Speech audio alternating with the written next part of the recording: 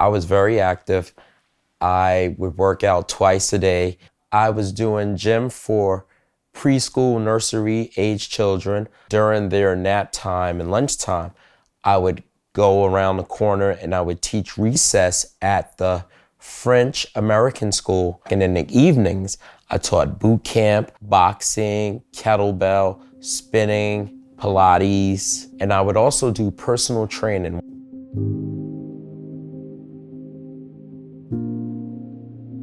I was at a bar with a buddy of mine, and we frequent this place a lot. I trained some of the staff there. I sat down and I was sliding off the bar stool from the left. And I was like, oh, this is weird. I don't know why this is happening. So then I got up from the seat and went down. And I couldn't understand why that happened. I was like, I'm not drunk. So I slid to the nearest wall and I just sat there. And one of the security guys, another guy that I trained, his girlfriend was a registered nurse. So she flashed the light in my face and she was like, get him out of here, he's having a stroke. They put me in a car and my buddy drove me down to NYU. We're about 6 minutes away. I gave him some phone numbers. I was like, yeah, call one of my coworkers, tell him I'm gonna be out tomorrow. And as soon as I said that, the nurse gave me the funniest look. She just looked at me like, you think that you're gonna be in here for one day? And like I went out. And apparently I was comatose for 10 days. And so when I woke up, I thought, wow, this is the next day, and I can probably get back to work. But then I realized my left side wasn't moving. In that hospital, I was in NYU for 10 days. Then they moved me to Rusk. Then I left Rusk to go to Gouverneur in November. I was transferred there to continue my rehab until April of last year. My name is Nicole Stewart. I'm a legal director at Open Hands Legal Services. I had some friends, Tony Telesco. Tony told me that somebody's gonna reach out to me from Open Hands. And what I was told is that he was trapped in a nursing home in the middle of COVID. Apparently the floor that I did rehab on was a COVID floor. That was just especially for COVID patients. Every unit has 2 people in a unit. Like I seen one person at noon and the nurse was coming to bring me lunch. And at 4 o'clock that same day, they was taking his body out.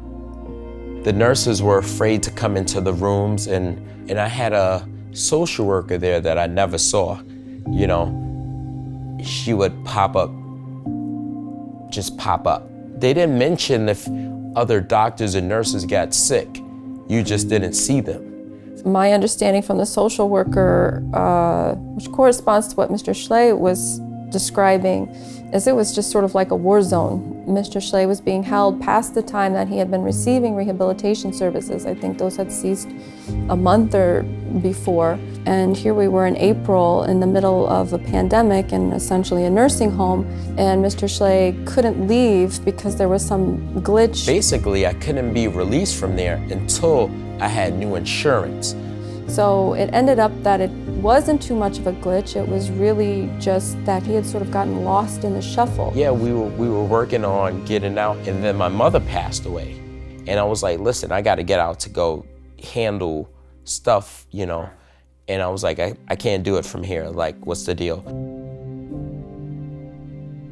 So we were able to advocate with the social worker there to get him released. As I recall the timeline, it was about a week or a week and a half. And then it was sort of on to the next issue, which was his disability through his longtime employer, which he had been denied.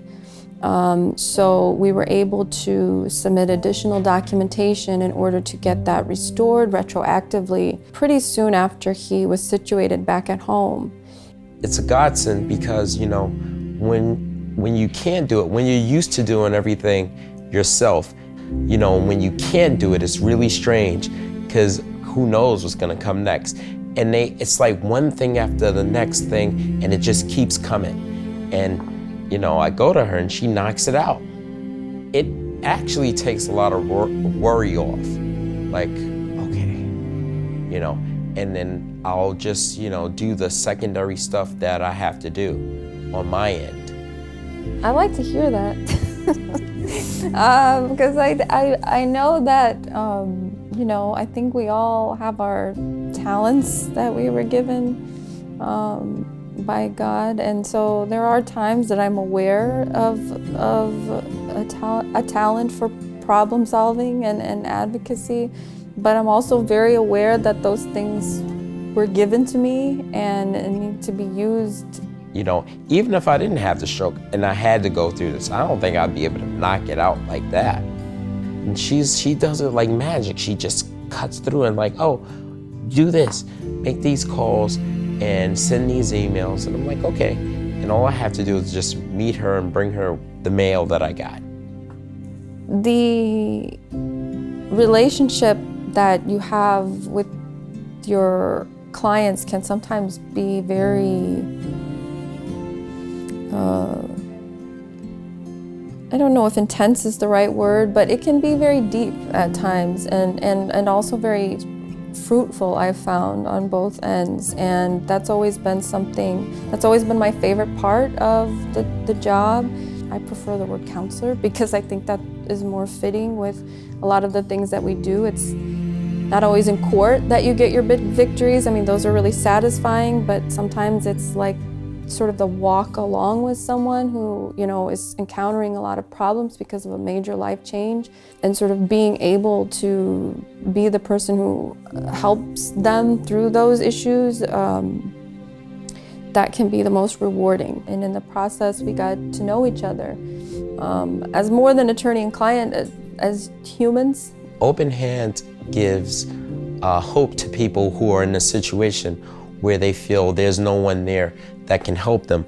And it opens up a door where it lets you know that you're not alone in your struggles. There's someone who has your back in times where you don't think you can do it yourself. And Open Hands provides that service. I don't know what I would have done without them.